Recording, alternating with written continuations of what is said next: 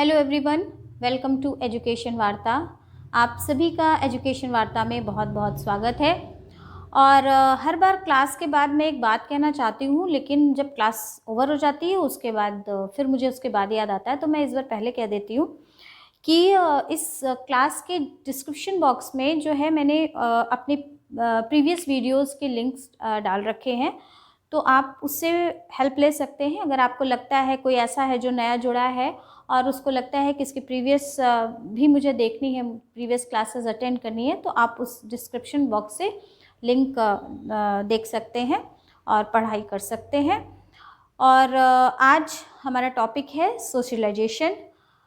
TT का भी topic है, सी टेट का भी टॉपिक है, एस टेट का भी टॉपिक है। तो ये सोशलाइजेशन बहुत ही इम्पॉर्टेंट है। और मेरे ख्याल से जब भी हम किसी बच्चे के डेवलपमेंट की बात करते हैं, चाइल्ड डेवलपमेंट की बात करते हैं, तो सोशलाइजेशन अगर ये हमारे टॉपिक हमारे सिलेबस में ना हो तो भी हमें पढ़ना चाहिए, क्योंकि अगर हम इसको पढ़ेंगे उसके बाद ही हम एक बच्चे के विकास के बारे में पूरी तरह से समझ पाएंगे, जान पाएंगे। तो लेट्स गेट स्टार्टेड कि आज सोशलाइजेशन की बात हम लोग कर रहे हैं। सोशलाइजेशन अर्थात सामाजिकरण। सामान्य भाषा में जब हम लोग बात करते हैं सामाजिकरण की, तो हमारे और आपके दिमाग में एक ही बात निकल कर के आती है कि जो व्यक्ति समाज से एडजस्ट कर ले या समायोजन स्थापित कर ले। एक तो ये बात हो गई। दूसरी बात, समाज के रीति रिवाजों, मान्यताओं को आत्मसात कर लेना, दूसरी बात हो गई। तो मैं आपको बता दूं कि जब हम समाज में रहते हैं तो हम समाज का एक अभिन्न अंग होते हैं, और ऐसा नहीं होता कि हमेशा समाज की रीति रिवाजों को, उसकी वैल्यूज़ को, उसके नॉर्म्स को, उसके रूल्स को हम ही जो है एक्सेप्ट करते रहते हैं, मानते रहते हैं। ऐसा भी होता है कि जब हम समाज में रहते हैं तो बहुत सारे लोग, हमारी फैमिलीज़, हमारे पीयर ग्रुप, हमारे पार्टनर्स जो हैं वो हमसे भी एडजस्ट करते हैं, और इसी से मिलजुल करके एक समाज का निर्माण होता है। हमेशा हम समायोजन करते हैं ऐसा नहीं होता, सामने वाला भी समायोजन करता है, एडजस्ट करता है।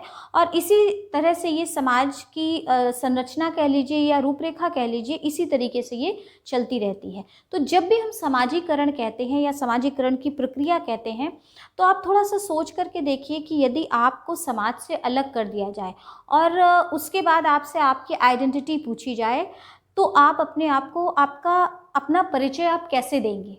आप अपने आप को किस तरीके से बताएंगे कि आप कौन हैं? ठीक बात। तो मेरे ख्याल से इतना कह देने से आपके दिमाग में ये बात पूरी तरह से स्पष्ट हो गई होगी कि हमारी जो आइडेंटिटी है, हमारा जो व्यक्तित्व है, हमारी जो पहचान है, वो हमारे समाज से है। अगर हम इस समाज का हिस्सा नहीं होंगे, अनसोशल हो जाएंगे, समाज से बाहर हो जाएंगे या एंटी सोशल हो जाएंगे, तो आप मान करके चलिए आपको पहचानने वाला, आपको समझने वाला, आपको जानने वाला कोई भी नहीं होगा। और तब हम अपने आप को पहचानवाने के लिए या अपनी आइडेंटिटी को सिद्ध करने के लिए शायद कोई ऐसा पैमाना या कोई ऐसा पैरामीटर नहीं होगा जिसमें कि हम अपने आप को फिट कर पाएँ या हम अपने आप को सिद्ध कर पाएँ, बता पाएँ, प्रूफ कर पाएँ। तो आप मान करके चलिए कि यदि समाज व्यक्तियों से बनता है, तो व्यक्ति समाज का एक अभिन्न अंग है। दोनों को एक दूसरे की आवश्यकता है। समाज बिना व्यक्तियों के नहीं हो सकता और व्यक्ति बिना समाज के नहीं हो सकते। तो इसका मतलब है ये दोनों एक दूसरे के पूरक हैं। बिना समाज के हम व्यक्ति की कल्पना नहीं कर सकते, और बिना व्यक्ति के, बिना ह्यूमन बींग्स के हम समाज की कल्पना नहीं कर सकते। तो ये दोनों बहुत इम्पॉर्टेंट हैं, और ये दोनों के इंटरेक्शन से ही जो है ये हमारी पूरा जो जीवन है वो चलता रहता है। ये बहुत ही सामान्य अर्थों में मैंने सामाजिकरण की बात कही, जहाँ पर हमने अपने आप को, अपनी आइडेंटिटी को प्रूफ करने की बात के आधार पर मैंने एक बात कही। अब थोड़ा सा आप इसको और अगर डीपर देखते हैं, तो आपको एक परिभाषा कह लीजिए, एक परिभाषा आपको अरिस्टोटल की आपको याद होगी, और हम लोग ने अक्सर सुना भी होगा उसको, कई बार आपने लेक्चर में सुना होगा, या जो फिलॉसफी या आप सोशियोलॉजी और आपके एजुकेशन के स्टूडेंट हैं उन्होंने भी पढ़ा होगा कि जहाँ पर अरस्तू कह रहे हैं कि man is a social animal, जो व्यक्ति है, जो ह्यूमन बीइंग है, वो एक सामाजिक प्राणी है। Man is a social animal. ये एक लाइन की परिभाषा जो है व्यक्ति के पूरे समाजीकरण की पूरी प्रक्रिया को स्पष्ट कर देती है। जहाँ पर अरस्तु ने ये कहा कि man is a social animal, it means कि वो सामाजिक प्राणी है, इसके विपरीत या इसके अलग उसका कोई भी अस्तित्व नहीं है, उसकी कोई भी आइडेंटिटी नहीं है। तो अब ये एक लाइन की परिभाषा, लेकिन अपने आप में इतना गूढ़ रहस्य को समेटे हुए है कि यदि आप इस परिभाषा को याद रखें तो आप अपने आप में समाजीकरण की पूरी प्रक्रिया को बहुत बेहतर तरीके से न सिर्फ समझ पाएंगे बल्कि उसको एक्सप्लेन भी कर पाएंगे और दूसरों को समझा भी पाएंगे। तो ये परिभाषा आपको हमेशा याद रखनी है। ये अरस्तु की परिभाषा है जहाँ पर वो कह रहे हैं man is a social animal, व्यक्ति या मनुष्य एक सामाजिक प्राणी है। इसका मतलब समाज से अलग उसका कोई भी अस्तित्व नहीं है। हम चाहे कितने भी पढ़े लिखे हों, हम चाहे किसी भी डेजिग्नेशन पर हो, हम चाहे किसी भी फैमिली को बिलोंग करते हों, लेकिन ये जो सारी प्रक्रियाएं होंगी ये होंगी समाज में ही। और इस समाज में रहते हुए ही हम इन सारी चाहे हमारे डेजिग्नेशन की बात हो, हमारे एजुकेशन की बात हो या हमारे लिविंग स्टैंडर्ड की बात हो, इन सभी चीज़ों को हम इंजॉय करते हैं जब हम समाज में होते हैं। समाज के से अलग होकर के हम इन किसी भी ऐसी व्यवस्था का या किसी भी ऐसी अच्छी बातों को भी इंजॉय नहीं कर सकते हैं। तो man is a social animal, मनुष्य एक सामाजिक प्राणी है। उसी तरीके से एक दूसरी परिभाषा देखते हैं जहाँ पर फिचर कहते हैं समाजीकरण वह प्रक्रिया है जिसके फलस्वरूप व्यक्ति सामाजिक व्यवहारों को स्वीकार करता है। समाजीकरण वह प्रक्रिया है जिसके फलस्वरूप व्यक्ति सामाजिक व्यवहारों को स्वीकार करता है। अब सामाजिक व्यवहारों को स्वीकार करता है मतलब जो सोशल बिहेवियर है उसको व्यक्ति क्या कर रहा है, एक्सेप्ट कर रहा है, ग्रैस्प कर रहा है, अडेप्ट कर रहा है। तो वहाँ पर उसको स्वीकार करता है और उसके साथ अनुकूलन करता है, एडजस्ट करता है और इंटरनलाइजेशन करता है, आप कह सकते हैं। तो जहाँ पर वो अनुकूलन करता है, किन व्यवहारों से अनुकूलन करता है, जो सामाजिक व्यवहार है, सामाजिक व्यवहार। अब इसको थोड़ा सा आप समझने की कोशिश करिए। जब एक बच्चा जन्म लेता है तो वो बहुत सारी मूलभूत प्रवृत्तियों के साथ में जन्म लेता है। वो उसके अंदर बहुत सारी ऐसी इंट्रिंसिक उसका बिहेवियर होता है, उसके अंदर बहुत सारी ऐसी चीज़ें होती हैं। यदि हम उसको मॉडिफाई ना करें, उसको हम फिल्टर्ड ना करें, उसको मैनर्स ना सिखाएं, एटिकेट्स ना सिखाएं, तो वो समाज में रहने के योग्य नहीं बनता। और वो समाज में रहने के योग्य नहीं बने यदि, तो वो समाज का हिस्सा ही नहीं होगा। इसलिए जब कोई बच्चा समाज में जन्म लेता है तो ये बहुत आवश्यक हो जाता है कि समाज में जन्म लेने के साथ ही उसे सोशल बिहेवियर को भी सीखना होता है, सामाजिक व्यवहारों को भी सीखना होता है, सोशल मैनर्स को सीखना होता है, एटिकेट्स को सीखना होता है। और वो धीरे धीरे इन्हीं सब चीज़ों को स्वीकार करता है। अब इसको आप ऐसे भी समझ सकते हैं एक उदाहरण के माध्यम से कि जब बच्चा जन्म लेता है और वो जैसे जैसे थोड़ा सा बड़ा होता है, जैसे जैसे वो समाज से अनुकूलन स्थापित करता चला जाता है, वैसे वैसे उसके घर वाले, उसके परिवार, उसकी दादा दादी, माँ बाप उसको कुछ अच्छी आदतें सिखाते हैं कि कोई आया है तो भी पैर छूना है, नमस्ते करनी है, उनका वेलकम करना है, किस तरीके से बैठना है, किस तरीके से व्यवहार करना है, किस तरीके से बात करनी है। ये जो सारी चीज़ें हैं एक बच्चा अपने परिवार में रहते हुए सीखता है। और जिस तरीके से वो सीखता है इसका मतलब क्या है, वो सामाजिक व्यवहारों को स्वीकार कर रहा है। भाई अभी तक उसे नहीं पता था कि उसे कैसा बिहेवियर करना है। आपने देखा होगा जब एक बच्चा बहुत छोटा होता है तो वो उसे अगर भूख लगती है तो वो रोने लगता है या वो चिल्लाने लगता है, या उसे कोई बात अच्छी नहीं लगती तो उसे नहीं पता कि उसे व्यवहार कैसे करना है, तो वो झिड़कता है, वो गुस्सा करता है, वो चीज़ों को उठा के फेंकता है। लेकिन जैसे जैसे वो बड़ा होता जाता है उसकी माँ उसको ये चीज़ सिखाती है कि तुम अच्छे बच्चे हो और समाज में रहने के लिए तुम्हारा बिहेवियर बहुत अच्छा होना चाहिए, तुम्हारे अंदर ये मैनर्स होने चाहिए, ये एटिकेट्स होने चाहिए, ये तुम्हारी रहने का एक तरीका है, उस तरीके से तुम्हें व्यवहार करना है, तभी तुम एक अच्छे नागरिक बनोगे, एक अच्छे बच्चे बनोगे।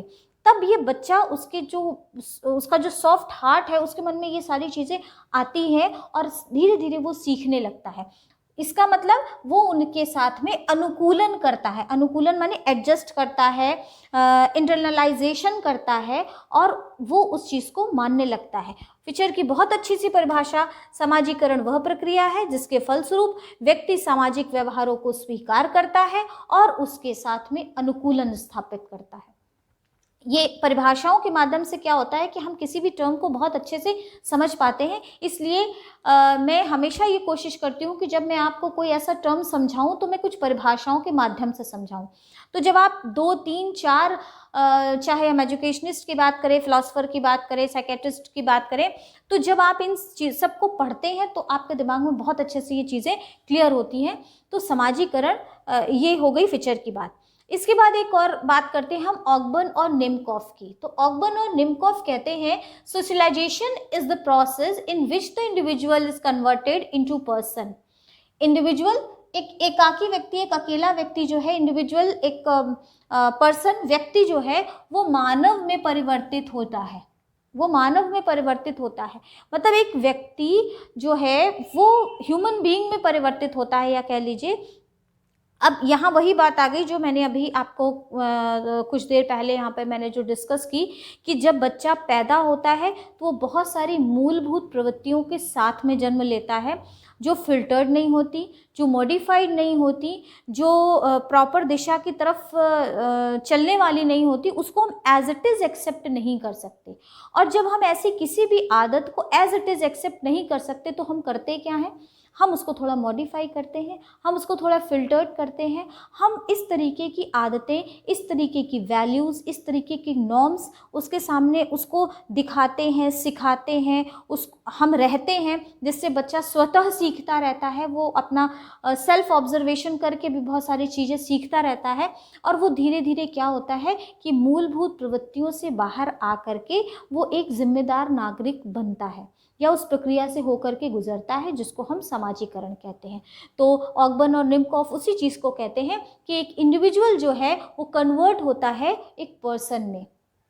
फिर हरलॉक की एक परिभाषा जहाँ पर वो ये कहते हैं सामाजिक विकास का अर्थ। अब यहाँ देखिए इन्होंने ये वर्ड यूज़ किया है सामाजिक विकास।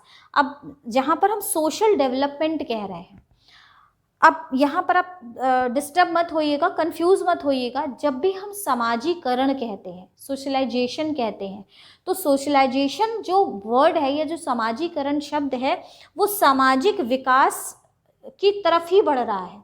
जो व्यक्ति जितना ज़्यादा सोशलाइज्ड है, जितना ज़्यादा सोशल है, इसका मतलब है कि उसका सामाजिक विकास प्रॉपर तरीके से हुआ है। तो सामाजिक विकास का अर्थ सामाजिक संबंधों की परिपक्वता प्राप्त करना है, सामाजिक संबंधों की परिपक्वता।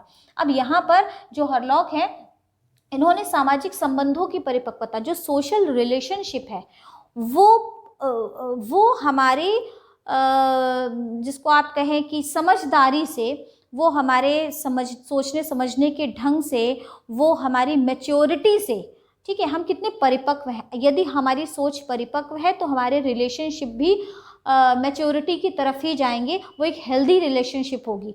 तो सामाजिक संबंधों की परिपक्वता प्राप्त करना है। तो जब हम समाज में रहते हैं, देखिए हम कई तरीके से समाज में रहते हैं। आपने बहुत सारे ऐसे लोगों को भी देखा होगा जो समाज में रह रहे हैं लेकिन बहुत अनसोशल टाइप के हैं, ये वो एंटी सोशल हैं। वो समाज में रहते हैं लेकिन उसके बाद भी उनका बहुत ज़्यादा कोई सरोकार समाज से नहीं होता।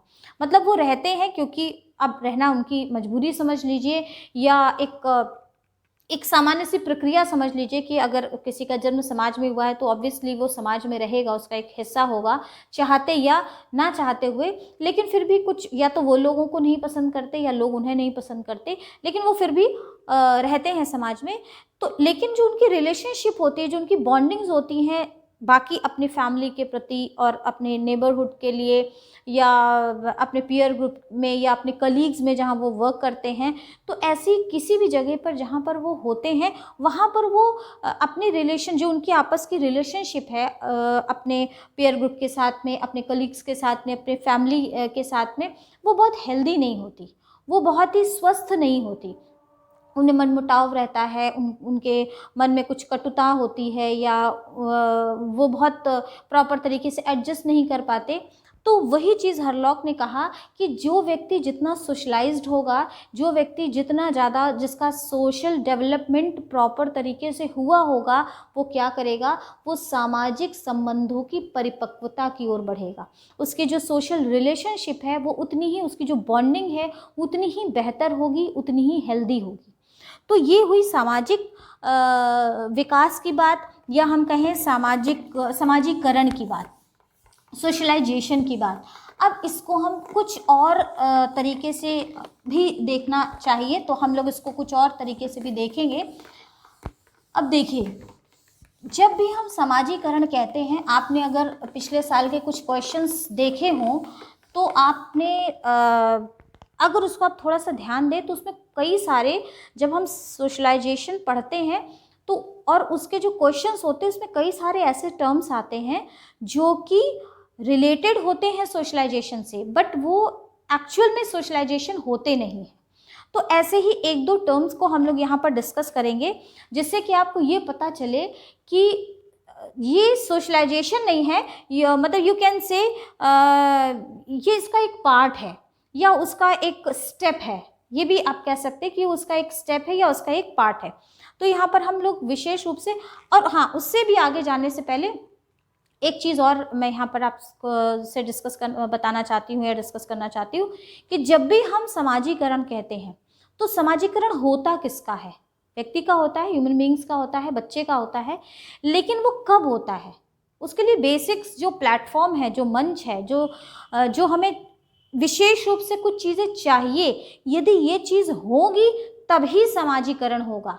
मतलब आप, ऐसा तो नहीं है कि एक बच्चे को, अगर आप जो बच्चा पैदा हुआ है और वो बच्चा पैदा होने के बाद आप उसको कहीं पर भी बाहर ना निकलने दें, उसको एक कमरे में बंद करके रखें। ऐसे बहुत सारे आपने आपका टीवी में भी वो आता है, सावधान इंडिया और क्राइम पेट्रोल, जिसमें अपने ऐसे बहुत सारे ऐसे एंटी सोशल टाइप के ऐसे कभी कभी ऐसी दर्दनाक घटनाएं लोगों ने करी हैं कि मतलब अपनी वाइफ को या अपने किसी बच्चे को उन्होंने मतलब एकदम बंद करके रखा हुआ है 2 साल से 3 साल से।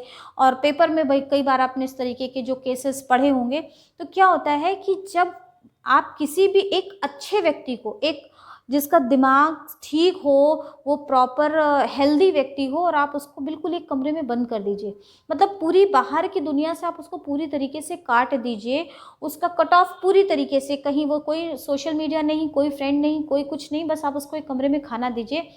तो कैन यू बिलीव कि आफ्टर सम टाइम उसका जो मेंटल लेवल है या उसकी जो मानसिक स्थिति है वो डिस्टर्ब होने लगेगी। ये एक परिपक्व व्यक्ति की मैं बात बता रही हूँ। तो अब आप सोचिए, अगर हमें किसी एक छोटे से बच्चे को, अगर हम उसको बाहर न निकलने दें या उसको एक्सप्लोर करने की अपॉर्चुनिटी ना दें, तो आपको क्या लगता है कि वो समाजीकरण कर पाएगा या उसका समाजीकरण होगा? नहीं होगा, बिल्कुल नहीं होगा। तो इसलिए सबसे पहली चीज़ है, जहाँ पर भी हम समाजीकरण की बात करते हैं तो सबसे पहली चीज़ है कि उसको अपॉर्चुनिटी मिलनी चाहिए। देखिए, अपॉर्चुनिटी मिलेगी अगर उसको एक्सप्लोर करने की खुद को, तब हम ये कहेंगे उसका समाजीकरण हो रहा है। तो अपॉर्चुनिटी टू एक्सप्लोर। तो अब आप ये समझ लीजिए कि अगर आप ये कह रहे हैं कि एक बच्चे ने जन्म लिया, समाज में तो जन्म लिया है, तो समाजीकरण की प्रक्रिया तो स्वतः ही चलेगी। हाँ, बिल्कुल चलेगी, लेकिन तब चलेगी, उसकी there is a condition behind it. अगर वो प्रक्रिया तब चलेगी जब हमने उसको समाज में एक्सप्लोर होने की अपॉर्चुनिटी प्रदान की। बहुत सारे, अगर मान लीजिए आप पेरेंट्स ऐसे हैं कि वो बच्चे को बहुत बाहर जाने नहीं देते, मिलने नहीं देते, फ्रेंड में घुलने मिलने नहीं देते, या बाहर खेलने जाने नहीं देते, तो यदि पेरेंट्स का ये नेचर है तो आप मान के चलिए कि वो बच्चा कभी भी बहुत सोशलाइज्ड नहीं होगा, उसका सोशलाइजेशन की जो प्रोसेस है वो बहुत बेहतर नहीं होगी, उसका सोशल डेवलपमेंट प्रॉपर तरीके से नहीं होगा। तो ये समाजीकरण की प्रक्रिया सिर्फ ये कह देने भर से या ये हो जाने भर से नहीं होती कि एक बच्चा जिसने समाज में जन्म लिया है तो उसका समाजीकरण होना निश्चित है। नहीं, ऐसा नहीं होता। समाजीकरण तभी होता है जब हम उसको समाज से घुलने मिलने का अवसर देते हैं।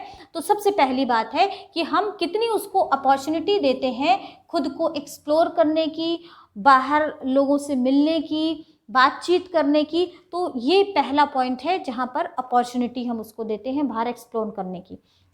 दूसरा जो चीज़ है वो है प्रेरणा, या जिसको हम लोग कहते हैं मोटिवेशन।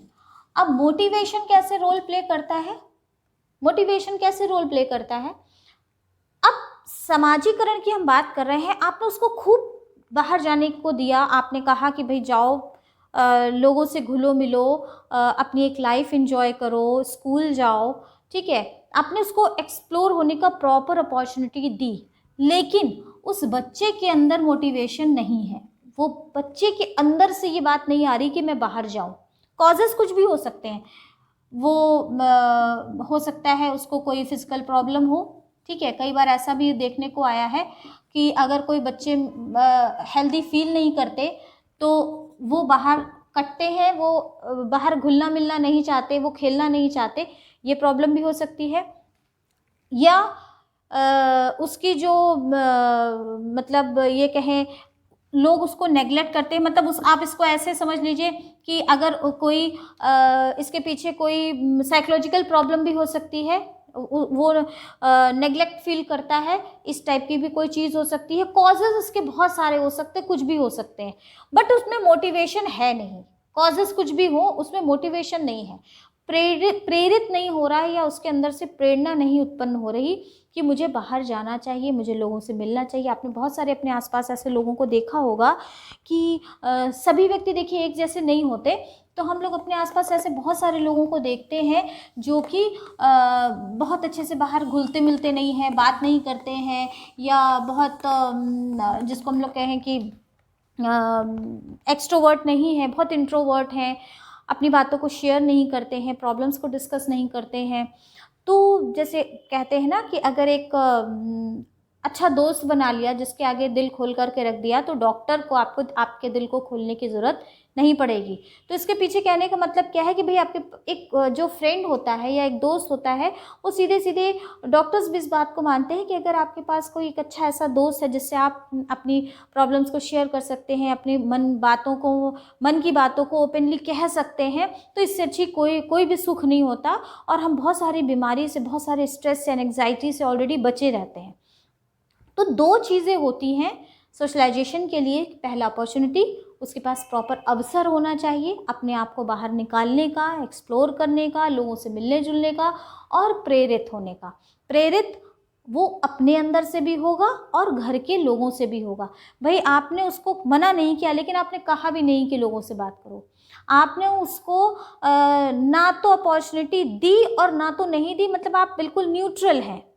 तो एक बच्चे के मन में जब उसने अपने आसपास का ऐसा माहौल देखा, या उसने अपने माँ बाप को भी बहुत सोशलाइजेशन की तरफ बढ़ते हुए नहीं, मतलब उनकी सामाजिकरण की प्रक्रिया कह लीजिए, या सोशल डेवलपमेंट कह लीजिए, या उनका मेल मिलाप जो है समाज के लोगों से कुछ कम है, तो उसके अंदर भी ऐसी कोई प्रेरणा नहीं आएगी, उसके अंदर भी कोई ऐसा मोटिवेशन नहीं उठेगा कि वो बाहर जा कर के लोगों से मिले और जो है इस प्रक्रिया में आगे आए। क्योंकि सामाजिकरण की प्रक्रिया ऐसा नहीं होता कि एक बच्चा जानबूझ करके करता है, ये मतलब एक बहुत ही नेचुरल प्रोसेस है। और अगर एक सामान्य तरीके से बच्चे का डेवलपमेंट हो रहा है, एक अच्छे परिवार में, एक नॉर्मल सामान्य एवरेज फैमिली में किसी बच्चे ने जन्म लिया है और सारी चीज़ें मतलब each and everything is going on well, एक प्रॉपर तरीके से चल रही हैं, तो इट मीन्स कि कोई प्रॉब्लम नहीं होगी और वो बच्चा पूरी तरीके से उसका सोशल डेवलपमेंट बेहतर होगा।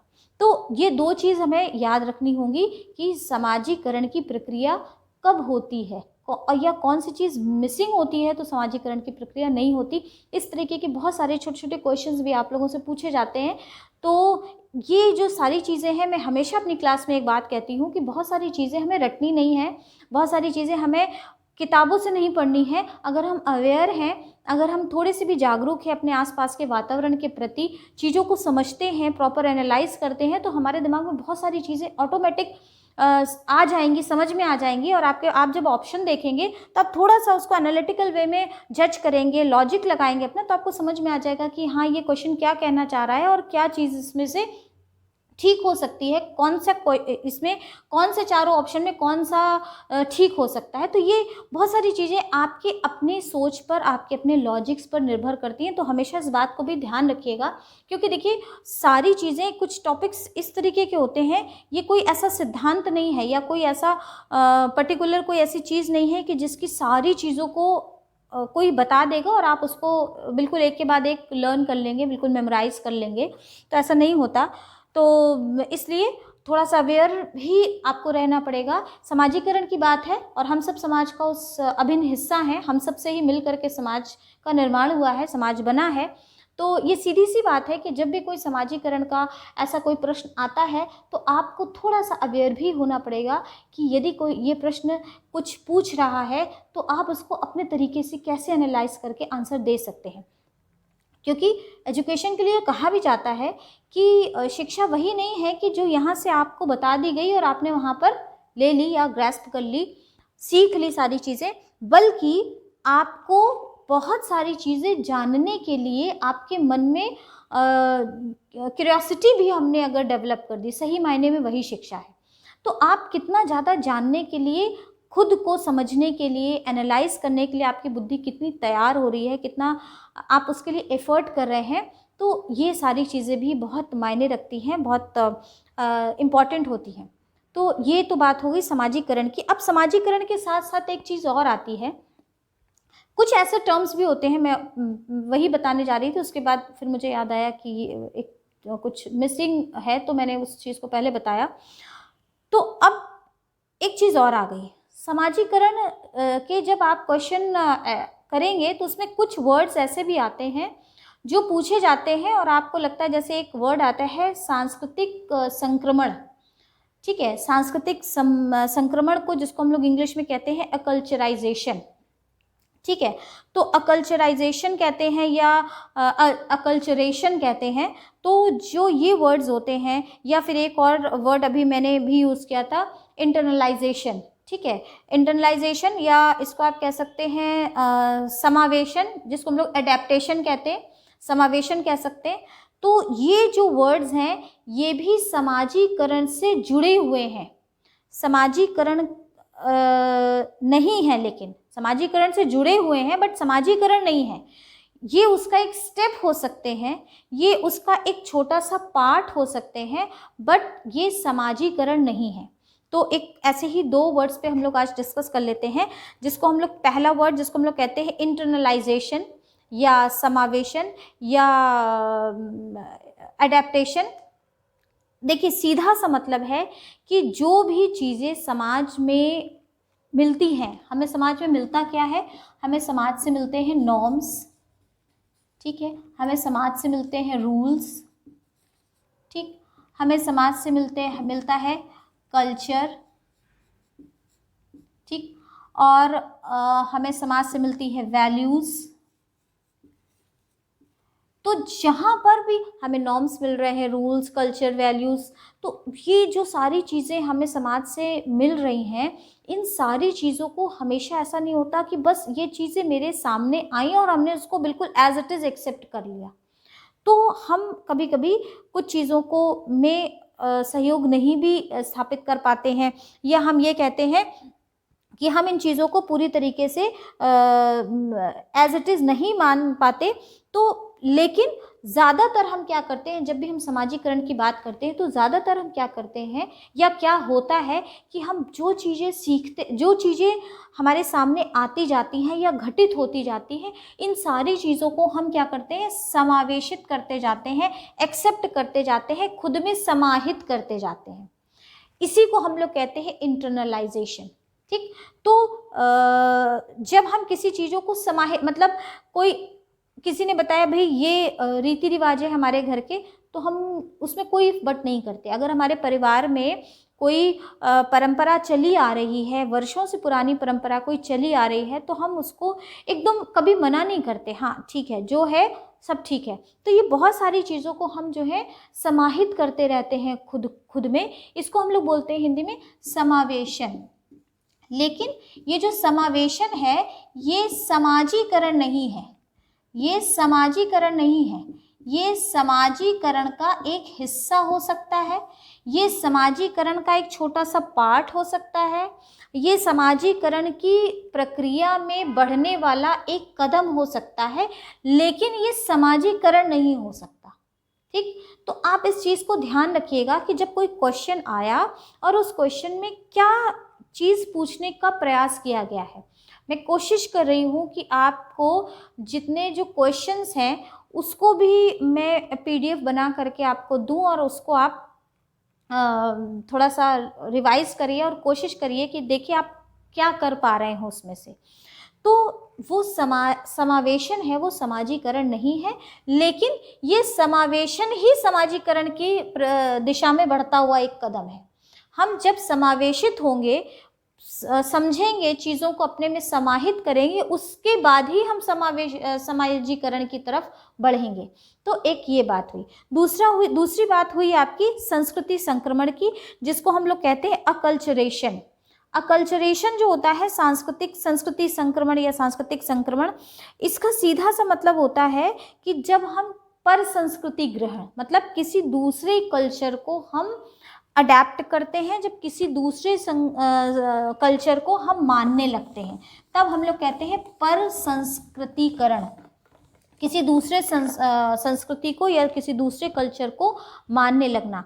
आजकल के टाइम पे हम लोग ने देखा है, हम लोग बहुत इजी वे में जो है वेस्टर्न कल्चर की तरफ बढ़ते जा रहे हैं, मतलब उसको एक्सेप्ट करते जा रहे हैं। तो ये पर संस्कृति ग्रहण होता है, अकल्चरेशन होता है, और ये समाजीकरण नहीं होता। आप समावेशन को तो आप समाजीकरण का एक हिस्सा मान भी सकते हैं, लेकिन पर संस्कृति ग्रहण को आप ये मान के चलिए कि फिर आप किसी दूसरे जगह की या किसी दूसरे प्रांत, देश या जगह की जो है कि समाजीकरण की ओर बढ़ रहे हैं। मतलब आपने अपना समाजीकरण छोड़ करके आप किसी दूसरे समाजीकरण की तरफ बढ़ रहे हैं, क्योंकि हम किसी दूसरे कल्चर को मान रहे हैं, हम किसी दूसरे परंपरा को या उसकी वैल्यूज़ को या उसके रिचुअल्स को मान रहे हैं, उसको जानने का प्रयास कर रहे हैं। तो सीधी सी बात है, वो भी समाजीकरण नहीं है, वो पर संस्कृति ग्रहण है। और जो मैंने पहला बताया था वो आपका समावेशन है, या किसी दूसरी चीज़ों को अपने में अलग अलग नॉर्म्स को, रूल्स को अपने में समाहित कर लेना, तो वो एक अलग चीज़ है। अब देखिए, आप टाइप्स कह लीजिए या एजेंसीज़ कह लीजिए, टाइप्स तो नहीं कहेंगे, एजेंसीज़ ही कहेंगे। तो एजेंसीज़ को अगर हम डिवाइड करें तो we can divide it into two: active source of socialisation and passive source of socialisation. तो जो एक्टिव है, जो कि डायरेक्ट कनेक्टेड होता है, एक्टिव सोर्स जो है वो आपसे डायरेक्ट कनेक्टेड होता है, एक बच्चे से डायरेक्ट कनेक्टेड होता है, और जो पैसिव है वो इनडायरेक्टली कनेक्टेड होता है। तो अब एक्टिव में आपकी क्या चीज़ें आ जाएंगी? Number 1, family. Family active source है। सबसे पहले बच्चे का जो मिलता है वो समाज में जहाँ पर जिनसे मिलता है वो है आपकी फैमिली। तो फैमिली में वो एक्टिवली पार्टिसिपेट करता है, या ये कहें उसका एक एक्टिव हिस्सा होता है। तो वो फैमिली से बहुत सारी चीज़ें सीखता है, समाजीकरण की प्रक्रिया में आगे बढ़ता है। फैमिली एक उसका जो है प्राथमिक जो है सोर्स है, स्रोत है समाजीकरण का। फिर है आपका स्कूल। फैमिली के बाद बच्चा स्कूल की तरफ ही जाता है, और स्कूल जो है उसका फैमिली के बाद नेक्स्ट जो मतलब सोर्स होता है आपका सोशलाइजेशन का। इसके बाद आपका पीयर्स ग्रुप आता है, या और उसके बाद आता है आपका नेबरहुड। उसके बाद तो नहीं कहूँगी, ये दोनों चीज़ें बहुत इंपॉर्टेंट है। अगर आपके पास कहीं ऑप्शन है, अगर आपके क्वेश्चन में किसी तरीके का कोई ऑप्शन आता है कि उसको एक उसमें लगाइए, आप सीरियल में लगाइए या मैच करिए, तो आप मान के चलिएगा कि नंबर 1 जो है एक्टिव सोर्स है वो है प्राथमिक, भी इसको हम लोग कह सकते हैं, प्राथमिक सोर्स है जो, या प्राइमरी जो सोर्स है सोशलाइजेशन का, वो है आपकी फैमिली, परिवार।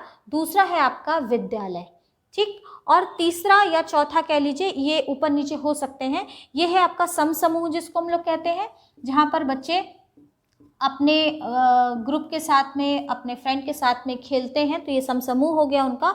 और नेबरहुड यानी उनका पास पड़ोस। तो ये जो है ये है आपका एक्टिव, जहाँ पर एक बच्चा डायरेक्टली कनेक्टेड होता है, जहाँ पर उसके इन सबका जो व्यवहार है सीधे सीधे बच्चे पर पड़ता है, डायरेक्टली पड़ता है, इसलिए इसको हम लोग एक्टिव सोर्स ऑफ सोशलाइजेशन कहते हैं। ये है आपका पैसिव सोर्स ऑफ सोशलाइजेशन, या जिसको हम लोग कहते हैं इनडायरेक्ट।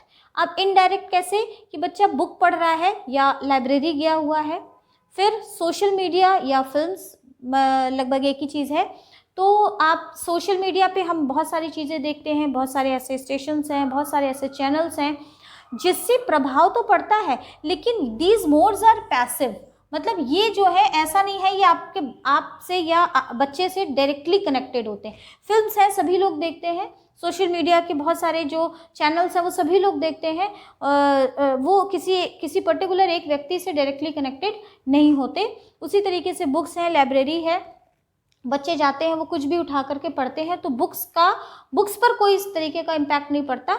तो ये जो सारे सोर्सेज हैं ये इनएक्टिव है या पैसिव सोर्सेज हैं, या पैसिव टाइप ऑफ जो है एजेंसीज हैं जो सोशलाइजेशन की, और ये आपकी एक्टिव है। तो ये एक चीज़ आपको याद रखनी होगी। और अगर आपको कोई भी अब मैं यहाँ पर एक बार फिर वही बात रिपीट करूँगी जो मैं हमेशा से कहती रहती हूँ, कि यदि आपको कोई भी ऐसा क्वेश्चन आता है जिसमें आपको ये समझ ना आए, अगर मान लीजिए ये आए कि आपके पास 3-4 ऑप्शन हो और ऑप्शन में ये लिखा हो कि इनमें से आपको क्या लगता है, या कौन प्राथमिक जो है स्रोत है या प्राइमरी सोर्स ऑफ सोशलाइजेशन है, और उसमें परिवार ना लिखा हो, ऑप्शन में परिवार ना हो, लेकिन स्कूल हो और पीयर ग्रुप हो और नेबरहुड हो, तो आप स्कूल में ही ऑप्शन को टिक करेंगे। आप स्कूल के ऑप्शन को मानेंगे कि वही ठीक होगा, क्योंकि बाकी के दोनों से ज़्यादा जो है वो आपका स्कूल जो है वो रोल प्ले करता है। उसी तरीके से यदि फैमिली लिखा होगा तो आप फैमिली को टिक करेंगे या फैमिली को आप चूज़ करेंगे। तो कहने का मतलब है, ये फिर से मैं आपको एक वही बात कह रही हूँ कि यहाँ पर आपको डिसाइड करना होगा, यहाँ पर आपको अपनी थोड़ी ब्रेन लगाना होगा, यहाँ पर आपको थोड़ा सा लॉजिकली सोचना होगा चीज़ों को, ना कि इस बात पर चलना होगा कि मुझे याद क्या है। ये सारी चीज़ें याद करने के लिए नहीं होती हैं, ये सारी चीज़ें समझने की होती हैं। तो ये सारी चीज़ें आप थोड़ा सा समझिएगा तो आपको चीज़ें जो है क्लियर होती चली जाएंगी। नाउ अब हम लोग बात करते हैं types of socialisation. Types of socialisation, आखिर कितने तरीके के समाजीकरण होते हैं, कौन से समाजीकरण होते हैं। हम लोग बार बार समाजीकरण की बात कर रहे हैं, तो हम लोग जिस समाजीकरण की बात करें वो एक नॉर्मल सा मतलब आप बोलचाल की भाषा में जिसको हम लोग घर में परिवार में सीखते हैं उस तरीके के समाजीकरण की बात कर रहे हैं। लेकिन अगर उसको हम थोड़ा सा और डेप्थ में जा कर के देखेंगे तो उसके पीछे हम लोग विशेष रूप से होते कई सारे हैं, कई प्रकार के होते हैं, लेकिन मुख्यतः हम यहाँ पर 5 प्रकार के समाजीकरण को पढ़ेंगे। आपको पता होने चाहिए ये 5 प्रकार के समाजीकरण। तो नंबर 1 है आपका प्राइमरी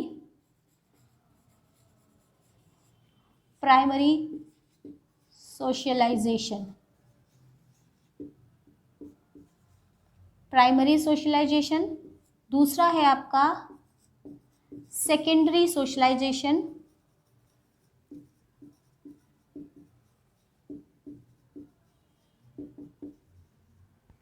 फिर तीसरा है आपका एंटीसिपेटरी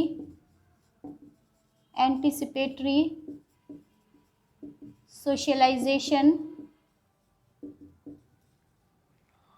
चौथा है आपका डेवलपमेंटल सोशलाइजेशन। और 5वां है आपका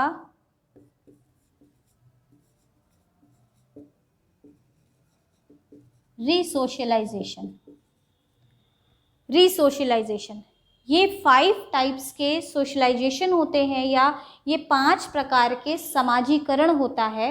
और इन 5 प्रकार के समाजीकरण की बेसिक्स कुछ छोटी छोटी चीज़ों के माध्यम से हम इनको याद कर सकते हैं। इसके पीछे कोई बहुत बड़ी थ्योरी नहीं है, इसके पीछे कोई बहुत बड़े बड़े नियम, रूल्स, कायदे, कानून, नॉर्म्स नहीं हैं, कोई स्पेशल पैटर्न या इसके प्रतिमान नहीं है। आपको बस नाम के अकॉर्डिंग इसको थोड़ा सा दिमाग में रखना होगा, समझना होगा। तो जहाँ पर हम लोग प्राइमरी सोशलाइजेशन कहते हैं, जिसको हम लोग हिंदी में कहेंगे प्राथमिक समाजीकरण, नाम से स्पष्ट है प्राथमिक समाजीकरण। तो प्राथमिक समाजीकरण से आप, मेरे ख्याल से आपको समझ में आना चाहिए कि प्राथमिक समाजीकरण एक ऐसा समाजीकरण जो बेसिक्स होते हैं, ठीक है। और प्राथमिक समाजीकरण मैंने आपको अभी अभी बताया कि प्राथमिक समाजीकरण कहाँ से स्टार्ट होगा, परिवार से स्टार्ट होगा। तो प्राथमिक समाजीकरण परिवार से शुरू हो रहा है और धीरे धीरे आगे बढ़ रहा है। लेकिन इसमें हम सीख क्या रहे हैं, इसमें एक बच्चा सीख रहा है अपनी वैल्यूज़ को, अपने कस्टम्स को, अपने रिचुअल्स को, मैनर्स को, एटिकेट्स को, और समाज में किस तरीके का बिहेवियर जो एक्सेप्टेबल होता है, जिसको सभी लोग मानते हैं, जिसको सभी लोग बहुत आसानी से एक्सेप्ट करते हैं। समायोजन, जिस तरह से बच्चा समायोजन स्थापित करता है समाज में, तो ये जो सारी चीज़ें हैं वो आपकी आ जाएंगी प्राइमरी सोशलाइजेशन पर या प्राथमिक समाजीकरण पर, ठीक है। हम यहाँ बहुत बड़ी बड़ी चीज़ों को बात नहीं करते। एक बच्चा जब जन्म लेता है, अभी हम लोग स्टेजेस की भी बात करेंगे, अभी हम लोगों ने टाइप्स की बात करी है। तो जब बच्चा जन्म लेता है तो ये आप मान के चलिए जो प्राइमरी सोशलाइजेशन होता है, मतलब यू कैन से इन्फेंसी और अर्ली चाइल्डहुड, ठीक है। तो एक इन्फेंसी तक भी ये आता है और अर्ली चाइल्डहुड में भी आप प्राइमरी सोशलाइजेशन की बात, क्योंकि बच्चा उसी जगह पर जो है अच्छी आदतों की बात हो या मैनर्स की बात हो, अपने नॉर्म्स को समझने की बात हो, समाज के नियमों की बात हो, इन सारी चीज़ों से जो है वो समझता है, अडेप्ट करता है, ग्रास्प करता है और उसके अनुकूल रह करके व्यवहार करता है। तो ये जो सारी चीज़ें हैं ये आपके प्राइमरी सोशलाइजेशन की तरफ आती हैं। सेकेंडरी सोशलाइजेशन या जिसको हम लोग कहते हैं द्वितीयक या गौड़ समाजीकरण। अब गौड़ समाजीकरण ये हो गया प्राइमरी समाजीकरण, प्राथमिक समाजीकरण। अब अगर हम द्वितीयक समाजीकरण की बात करते हैं या सेकेंडरी समाजीकरण की बात करते हैं, इसके जो सोर्सेज होंगे वो क्या होंगे, मेरे ख्याल से आप आंसर दे रहे होंगे। तो पहला समाजीकरण प्राथमिक था जिसका सोर्स था फैमिली, दूसरा सेकेंडरी है तो इसका सोर्स क्या होगा, स्कूल, पीयर ग्रुप, नेबरहुड, ठीक। तो जहाँ पर भी हमेशा जो प्राइमरी सोर्स होगा वो आपका होगा फैमिली, और उसके बाद जो भी सोर्सेज होंगे समाजीकरण के वो सारे आपके आ जाएंगे सेकेंडरी सोशलाइजेशन पर, ठीक। इसको आप ऐसे समझ सकते हैं कि जिसको मैंने अभी आपको ये बताया कि यदि क्वेश्चन में जिस तरीके के क्वेश्चन होता है, आपका उत्तर जो है, आपकी जो रिप्लाई है, आपका जो रिस्पॉन्स है, थोड़ा बहुत उस तरीके से फ्लक्चुएट हो सकता है या आपको करना पड़ेगा। पिछले जो क्वेश्चंस आए हैं उस टाइप के ही आए हैं जहाँ पर आपको अपने उत्तरों से थोड़ा सा आप कह लीजिए समझौते करने पड़ते हैं, या आप ये कह लीजिए कि एग्जैक्टली सही और गलत की श्रेणी में हम उसको नहीं रख सकते। ये डिपेंड करता है कि ऑप्शन क्या है। तो ये जो आपका सेकेंडरी सोशलाइजेशन है ये आपका स्कूल में होता है। भाई जितना परिवार में होना था वो प्राइमरी स्तर पर एक शिशु के साथ में, एक बच्चे के साथ में हो गया। इसके बाद बच्चा स्कूल में आ जाता है तो उसका सेकेंडरी लेवल पर सोशलाइजेशन स्टार्ट होता है। और यहाँ पर इसके अलावा वहाँ पर चूँकि वो स्कूल गया तो उसका समूह बना, उसका पीयर ग्रुप क्रिएट हुआ, उसके फ्रेंड्स बने, उसने एक अपनी नई दुनिया देखी, ठीक है। तो वो और बहुत सारी चीज़ों को देखने लगता है, पास पड़ोस में जाने लगता है, दूसरे बच्चों से इंटरेक्ट करने लगता है, दूसरे के घरों के भी कल्चर को कह लीजिए या उनके रहन सहन को कह लीजिए, उन सब चीज़ों को भी सीखने लगता है। तो ये आपका हो जाता है सेकेंडरी।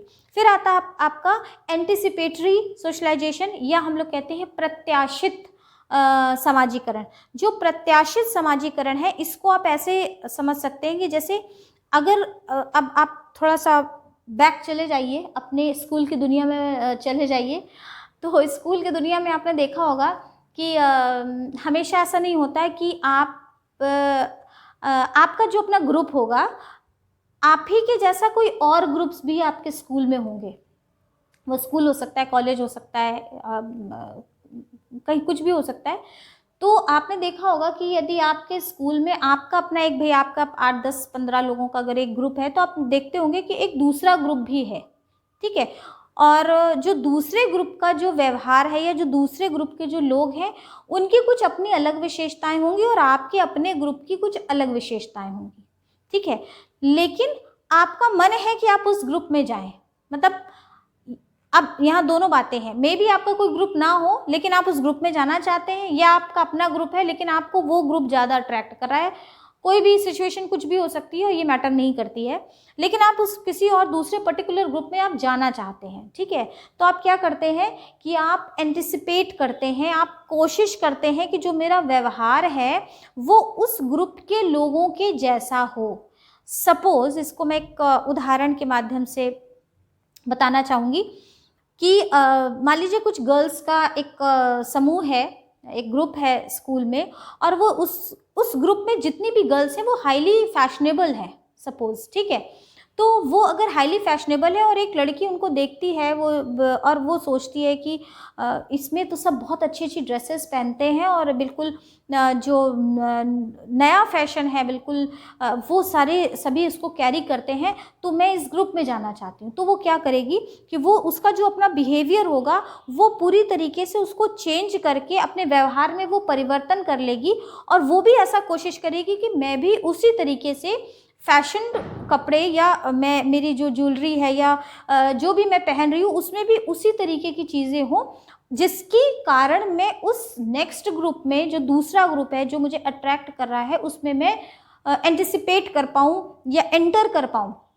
तो वो अपने व्यवहारों में परिवर्तन करती है और वो क्या करती है, ग्रुप में एंटर करने की कोशिश करती है। तो इस टाइप का जो समाजीकरण होता है, it is called anticipatory socialisation, जहाँ पर हम थोड़ा सा अपने व्यवहारों में परिवर्तन करते हैं किसी स्पेसिफिक जगह पर जाने के लिए। वो कोई ग्रुप हो सकता है, वो कोई फैमिली हो सकती है, वो कोई संस्था हो सकती है। तो मतलब यहाँ पर ये एक खास बात ये होती है कि हम अपने व्यवहार में परिवर्तन करते हैं और उसके बाद उसका हिस्सा बनने का प्रयास करते हैं। इसके बाद आता है आपका डेवलपमेंटल सोशलाइजेशन, या जिसको हम लोग कहते हैं विकासात्मक समाजीकरण। जो डेवलपमेंटल सोशलाइजेशन होता है वहाँ पर सीधी सी बात है, हम अब नाम है डेवलपमेंटल सोशलाइजेशन, विकासात्मक समाजीकरण, जहाँ पर हमको ऐसा लगता है कि हम इस जगह पर जाएंगे तो हमारा विकास होगा, ठीक है। मतलब हमने इस ऑर्गेनाइजेशन को ज्वाइन किया या इस कॉलेज को ज्वाइन किया या कोई पर्टिकुलर कोई ट्रेनिंग सेंटर है, कोई हमने ऐसी चीज़ ज्वाइन करी और हमको ऐसा लगता है कि हमें आगे बढ़ना है या हमें कुछ सीखना है, और उस सीखने के लिए हमारी एक अलग समाजीकरण की प्रक्रिया शुरू होती है या प्रारंभ होती है। आप पर्सनालिटी डेवलपमेंट के कोर्सेज करते हैं या इंग्लिश स्पीकिंग कोर्स करते हैं, या फिर आप किसी स्पेशल ऐसी स्किल या ऐसी ट्रेनिंग को करते हैं, तो आपको ये चीज़ पता है कि ये सोशलाइजेशन जो है वो हमें डेवलपमेंट की तरफ ले जा रहा है। ये सोशलाइजेशन या ये समाजीकरण जो है वो हमें किसी दूसरी आगे जाने वाली दिशा की तरफ ले जा रहा है और आप उस चीज़ को सीखते हैं। तो इस टाइप का जो सोशलाइजेशन होता है, it is called developmental socialisation. ये समाजीकरण है विकासात्मक, ठीक। और लास्ट में आता है आपका रीसोशलाइजेशन, पुनः समाजीकरण। अब पुनः समाजीकरण में बिल्कुल भी कंफ्यूज होने की ज़रूरत नहीं है।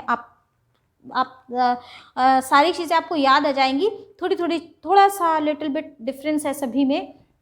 रीसोशलाइजेशन देखिए, अब इसको हम लोग ऐसे समझ सकते हैं कि जब हम लोग किसी चीज़ की ट्रेनिंग करते हैं, या जैसे स्पेशली आप कह सकते हैं कि जो डिफेंस में लोग होते हैं या फोर्स के जो लोग होते हैं, वहाँ की लाइफ से एडजस्ट करने के लिए, या आप कह लीजिए आप अभी प्लेन्स में रह रहे हैं और उसके बाद आपको हिल्स में जा कर के रहना है, ठीक है। या अभी आप बहुत ऐसी जगह पर रह रहे हैं जहाँ बहुत बारिश होती है और सडनली आपको ऐसी जगह पर जहाँ रहना है जहाँ पर बिल्कुल सूखा रहता है, बारिश नहीं होती है।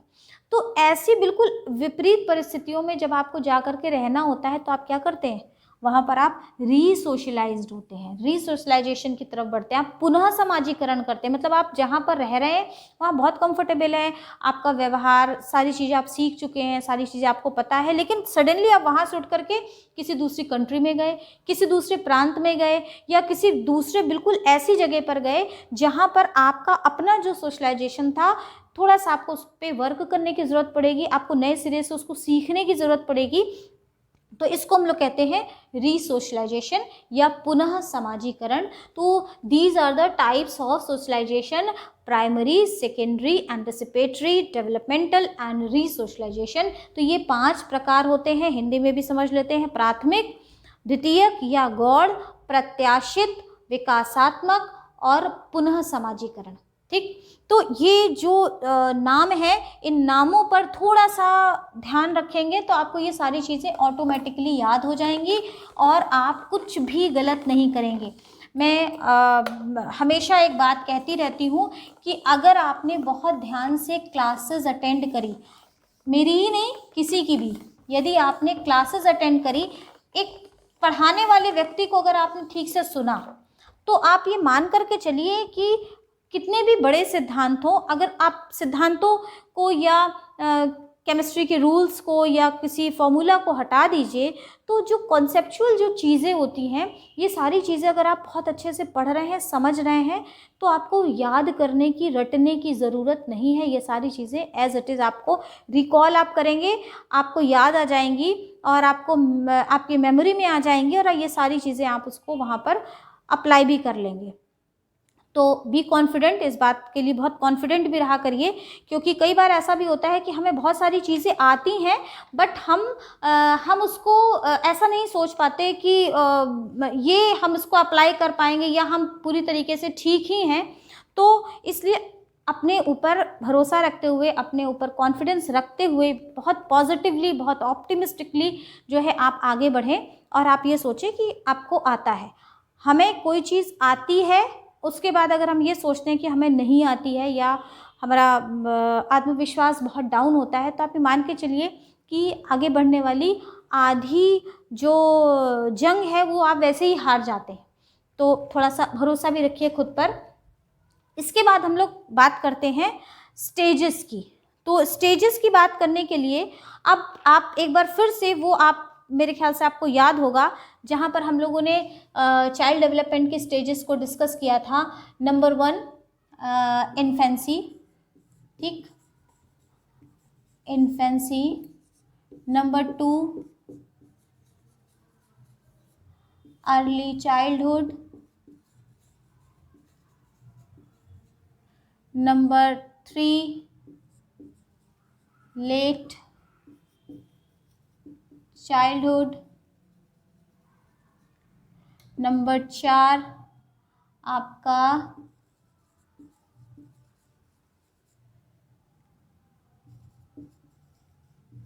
एडोलेसेंस। ठीक, ये 4 जो चीज़ें हैं, ये 4 जो स्तर हैं, शैशवावस्था, पूर्व बालकाल, उत्तर बाल्यकाल और किशोरावस्था, इसको इतने में ही रहने देते हैं। मध्य बालकाल या किशोरावस्था में पूर्व किशोरावस्था, बाद की किशोरावस्था, इसको सब कैटेगरी में नहीं करते, इसको इतने में ही रहने देते हैं। इतने से हमारी बात बहुत अच्छे से क्लियर हो जाएगी, आपको परेशानी नहीं होगी, तो इतना ही रहने देते हैं। तो सोशलाइजेशन के ये, अगर हम लोग ये कहते हैं कि स्टेजेस क्या हैं, जैसे हम लोग ने विकास के स्टेजेस पढ़े, एक बच्चे के विकास किस तरह से होता है, किन किन स्टेजेस भी होता है। अब यहाँ पर भी वही बात है, ये स्टेजेस हैं आपके, ठीक है, ये स्टेजेस हैं, स्टेजेस ऑफ सोशलाइजेशन।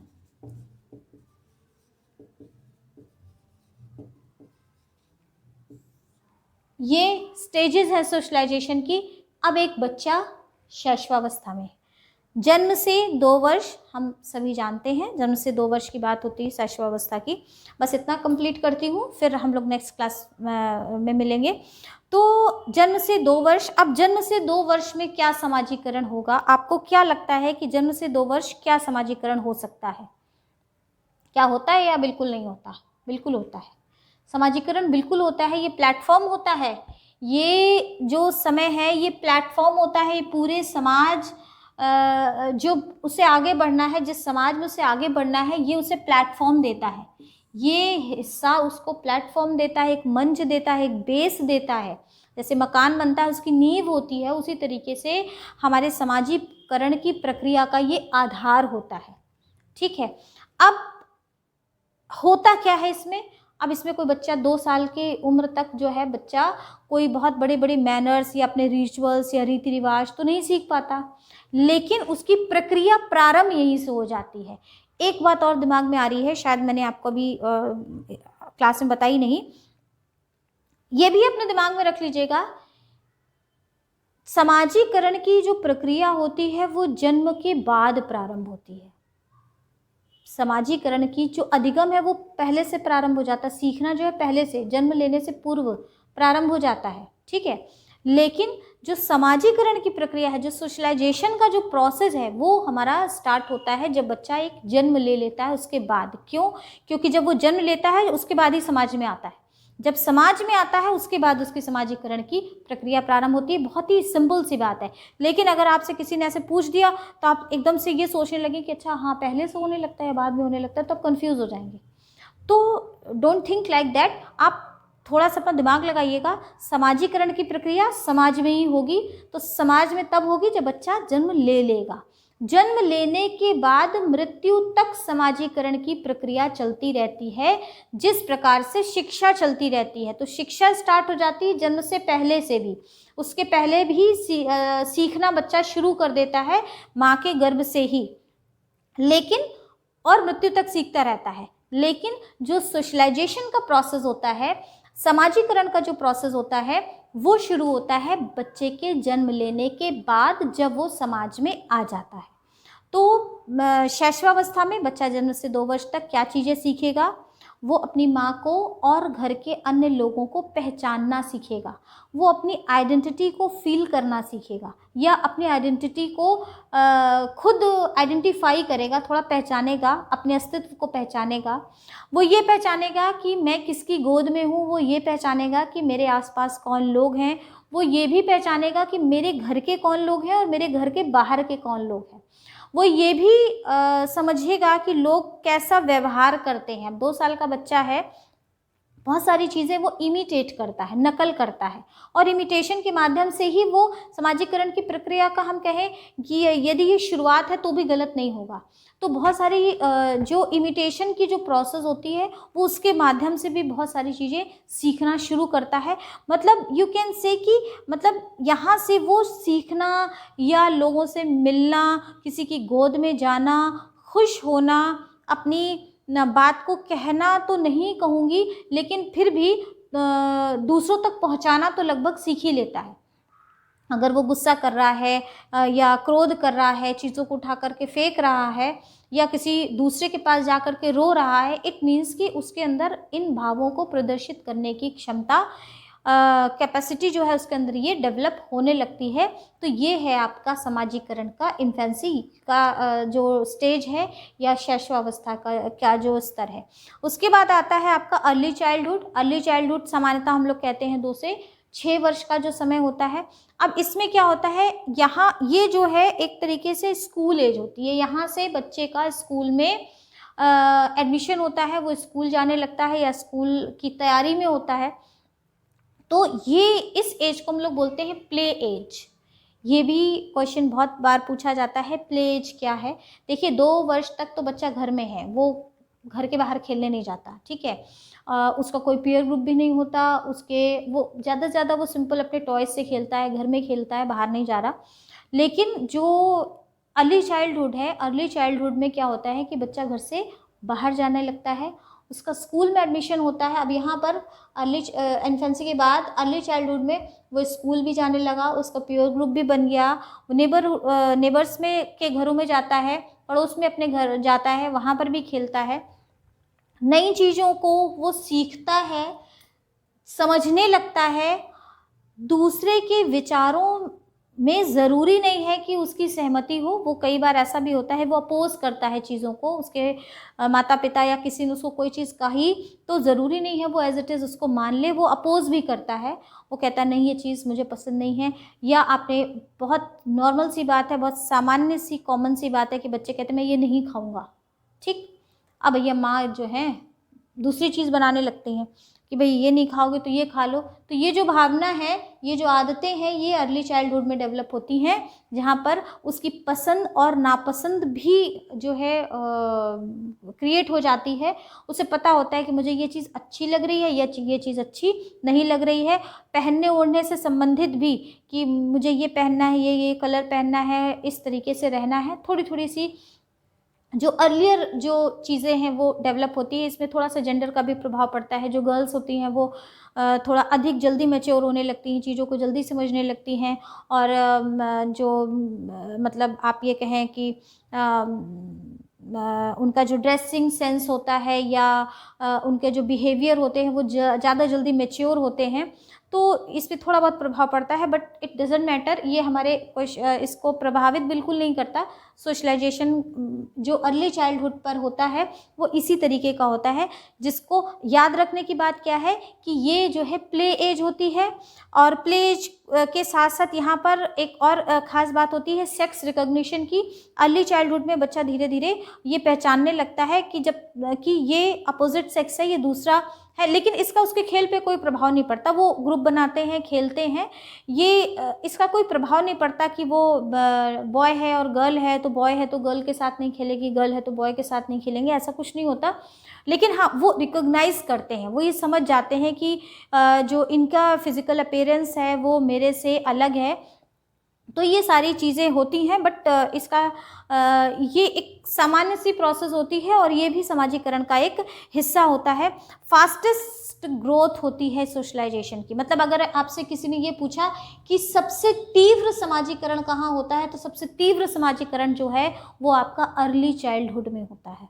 सबसे तेज समाजीकरण जो होता है वो आपका अर्ली चाइल्डहुड में होता है। शैशवावस्था में तो वो उसकी शुरुआत होती है, बट अर्ली चाइल्डहुड में वो है उसका सबसे तीव्र समाजीकरण होता है। उस प्री स्कूल में जाता है, उसके जो है स्कूल में जाने से उसका पीयर ग्रुप बनता है, तो धीरे धीरे उसके फ्रेंड्स बनते हैं। तो बहुत सारी ऐसी जो चीज़ें होती हैं, ये सारी चीज़ें अर्ली चाइल्डहुड में डेवलप होती हैं। इसके बाद आता है आपका लेटर चाइल्डहुड, जिसको हम लोग 7 से 11 वर्ष की अवस्था कह सकते हैं, या हिंदी में कहें तो उत्तर बाल्यकाल जिसको हम लोग बोलते हैं। ये भी स्कूल एज होती है, लेकिन इसको हम लोग गैंग एज भी कहते हैं। गैंग एज, ये जो लेटर चाइल्डहुड है इसको हम लोग गैंग एज भी कहते हैं। अब गैंग एज का मतलब क्या है? जहाँ पर बच्चे समूह बनाते हैं, अपना गैंग बनाते हैं और उसके बाद वो खेलते हैं। तो ये एक इसीलिए इसको गैंग एज भी कहते हैं। यहाँ पर वो कॉपरेशन के माध्यम से सीखना स्टार्ट करता है। अब जब हम अर्ली चाइल्डहुड कहेंगे, ये सॉरी आपका लेटर चाइल्डहुड कहेंगे या लेट चाइल्डहुड कहेंगे, तो यहाँ पर उसके अंदर कोऑपरेशन की भावना भी डेवलप होती है। उसको ये पता रहता है कि हम विदाउट कोऑपरेशन जो है समाज का हिस्सा नहीं बन सकते हैं, और कोऑपरेशन जो है बहुत इम्पॉर्टेंट है। ये आपका गैंग एज का भी पीरियड है, ठीक। ये आपका स्कूल टाइम भी है, ठीक है, स्कूल तो वो जाता ही है, तो स्कूल टाइम भी है। फिर इसको आप कह सकते हैं टीचर्स और पीयर ग्रुप से भी ये सोशलाइजेशन का एक बड़ा रोल प्ले होता है। तो यहाँ पर टीचर्स का रोल बहुत इम्पॉर्टेंट होता है, टीचर्स एंड पीयर ग्रुप। तो टीचर्स और पीयर ग्रुप का भी जो है वो रोल बहुत इम्पॉर्टेंट होता है सोशलाइजेशन के लिए। तो अब देखिए, लेटर चाइल्डहुड की बात कर रहे हैं, तो इस चाइल्डहुड में ये जो कुछ स्पेशलिटी है ये आपको थोड़ा सा अपने दिमाग में रखनी होगी कि कोऑपरेशन की भावना कहाँ पर डेवलप हो रही है, गैंग एज किसको कहते हैं, स्कूल का ये टाइम देखिए सॉरी, स्कूल यहाँ पर भी जा रहा है, स्कूल यहाँ पर भी जा रहा है। यहाँ पर स्टार्ट हुआ है स्कूल, यहाँ पर उसने एडमिशन लिया है, और यहाँ पर जो है वो प्रॉपर जो है स्कूल, उसकी स्कूलिंग मतलब बहुत नॉर्मल तरीके से चलने लगी है, ठीक है। यहाँ पर वो उस प्रोसेस से, उस प्रक्रिया से, स्कूल जाने की प्रक्रिया से फेमिलियर हो चुका है, उसके लिए स्कूल कोई नई चीज़ नहीं है।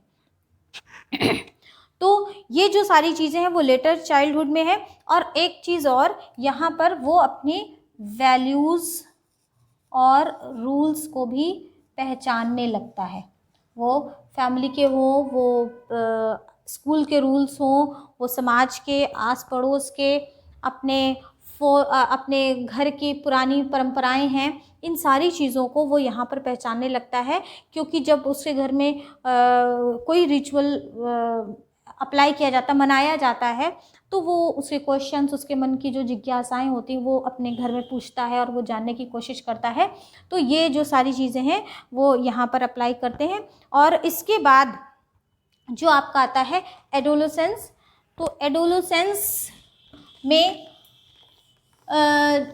ख़ास बात तो ये है कि अगर हम इसको लेटर चाइल्डहुड से कंपेयर करते हैं, अगर हम इसको लेटर चाइल्डहुड से कंपेयर करते हैं एडोलेसेंस को, तो देखिए सबसे पहले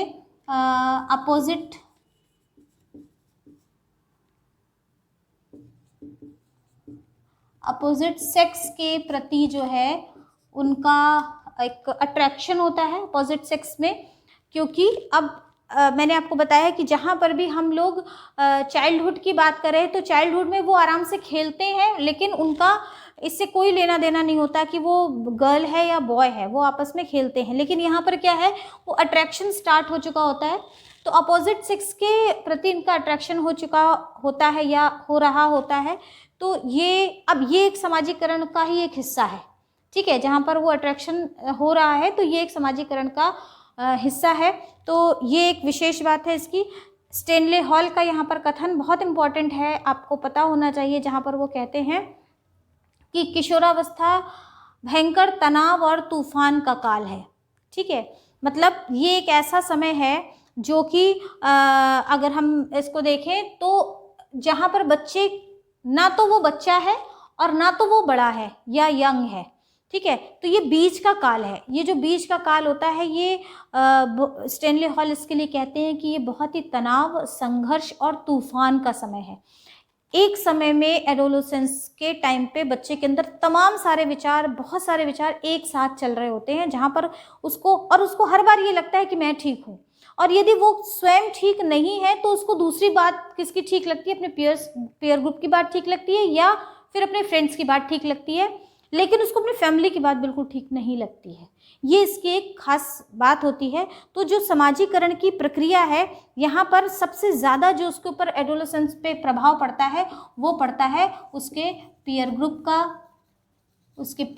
प्रभाव पड़ता है, उसके फ्रेंड्स का प्रभाव पड़ता है। अगर किसी के बहुत ग्रुपिंग नहीं है तो उसका जो एक दो जो फ्रेंड होंगे उसके ऊपर बहुत ज़्यादा प्रभाव पड़ेगा। उसके ऊपर प्रभाव पड़ेगा सोशल मीडिया का, ठीक है। वो किसी को भी पढ़ता है, किसी को भी सुनता है या देखता है तो उसको लगेगा हाँ बस यही चीज़ है, बिल्कुल ठीक है, बिल्कुल एग्जैक्टली मैं भी तो यही कह रहा हूँ। तो ऐसी बहुत सारी चीज़ें हैं। तो ये समाजीकरण की तरफ बढ़ने का ही एक प्रयास है या एक तरीका है, जहाँ पर वो बढ़ते हैं और आगे जा कर के चीज़ों को समझते हैं और जानते हैं, जहाँ पर उनके अंदर नेशनैलिटी भी डेवलप होती है, देश प्रेम की भावना भी उनके अंदर डेवलप होती है। वो अपनी कास्ट को समझने लगते हैं, अपने रिलीजन को पहचानने लगते हैं और जिसको हम लोग कहते हैं अपने कल्चर को समझने लगते हैं। तो यहाँ पर आप कहें एक तरीके से वो मतलब मैच्योरिटी आती है उनमें, ठीक है, या आप कहिए कि मैच्योरिटी की तरफ वो बढ़ रहे होते हैं। तो अगर वो मैच्योरिटी की तरफ बढ़ रहे हैं तो अब वो क्यों बढ़ रहे हैं, क्योंकि अब वो कल्चर समझने लगे हैं, वो अपना कल्चर समझने लगे हैं, वो अपनी वैल्यूज़ समझने लगे हैं और उनके अंदर नेशनैलिटी आने लगी है, मतलब राष्ट्रीयता की भावना कहें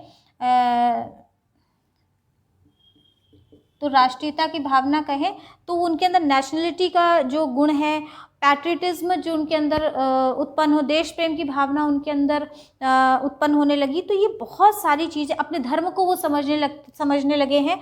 religion plays also a very important role, तो रिलीजन को वो समझने लगे हैं। तो यहाँ पर जा कर के वो उसकी समाजीकरण की प्रक्रिया बहुत अंतिम रूप से एक जिसको कहें डेस्टिनेशन पर पहुँच रही होती है। वहाँ पर वो आगे, अब उनको ऐसा लगता है समाजीकरण की, तो सबसे अगर वो इन्फेंसी से स्टार्ट होती है तो हम ये तो नहीं कहेंगे ख़त्म हो जाती है, लेकिन किशोरावस्था पर जो है वो अपने चरम पर, लगभग अपने चरम पर होती है। तो these are the stages of socialisation, जहाँ पर हम लोग बच्चे के विकास को पढ़ते हैं, वहीं पर हम इन स्टेजेस के माध्यम से उसके पूरे सोशलाइजेशन को समझते हैं कि किस तरीके से, कहाँ कहाँ से होता हुआ और किस तरीके से ये आगे बढ़ता है। तो ये आज हम लोगों ने बहुत अच्छा और बहुत बड़ा टॉपिक हम लोगों ने एक साथ डिस्कस किया, और अब हम लोगों ने इसको सोशलाइजेशन का प्रोसेस, उसको डेफिनेशन, उसके रिलेटेड कुछ टर्म्स, स्टेजेस, टाइप्स, और ये एजेंसीज, ये सारी चीज़ें आज हम लोगों ने डिस्कस करी। नेक्स्ट क्लास में हम लोग आगे बढ़ेंगे, इसके एजुकेशनल इम्प्लीकेशंस क्या हैं, क्या हो सकते हैं, और इसके सिद्धांत क्या हैं। जब हम लोग समाजीकरण कहते हैं तो उसके पीछे हमारे कूले हैं, दुर्खीम हैं, और आपके कुछ एक ऐसे मनोवैज्ञानिक हैं जिन्होंने इस पे अपने सिद्धांत दिए हैं, और बहुत इंटरेस्टिंग सिद्धांत है, छोटे छोटे सिद्धांत हैं। समझेंगे तो बहुत मज़ा आएगा पढ़ने में, और आपको ना सिर्फ मज़ा आएगा बल्कि आपको बहुत अच्छे से याद भी हो जाएगा। उसके लिए आपको अलग से कुछ एफ़र्ट करने की ज़रूरत नहीं होगी।